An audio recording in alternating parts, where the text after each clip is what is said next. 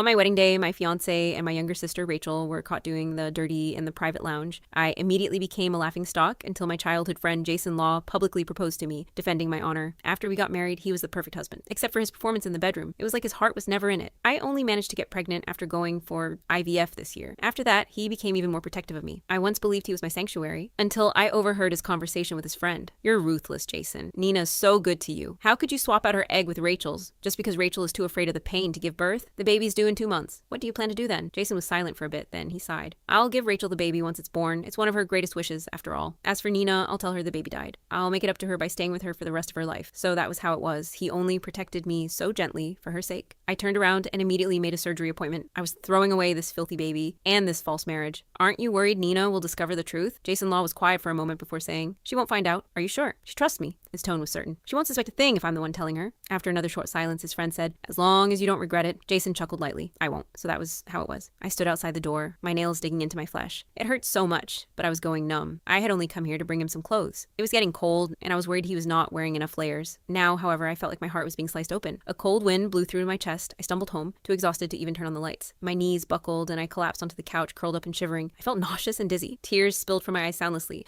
but I did not have the energy to wipe them away. The doorknob clicked. He was back. I heard the sound of his leather shoes approaching. He walked up to the couch and bent down slightly, his voice gentle and worried. Why didn't you turn on the lights? The maid said you haven't eaten. Are you feeling sick again? He reached out to push the hair out of my face, his eyes filled with concern. Nina, what's the matter? He then crouched down, putting his hand over mine. His tone was gentle. If you don't eat, it's bad for the baby. I looked straight into his tender gaze. So love could be entirely an act. 4 years ago, my fiance and my younger sister were caught having an affair at my wedding. My parents forced me to hand over my fiance, saying family protected each other. They could not afford to lose face in public. So they declared that Rachel Gordon was the bride that day. Back then, Jason had publicly proposed to me. At the time, I thought he was my savior. After we got married, I stood behind him and silently supported him the whole time. I used my market acumen to help him invest and expand his business. Within a few short years, his company went from a nameless startup to one of the rising stars in the investment industry. When we went for IVF to conceive this year, everything seemed to be perfect. He hugged me and said this baby was the gift he had been looking forward to for years. His smile was so tender, I could almost drown in it. Turned out it was just another trick. He was not the only one who could act.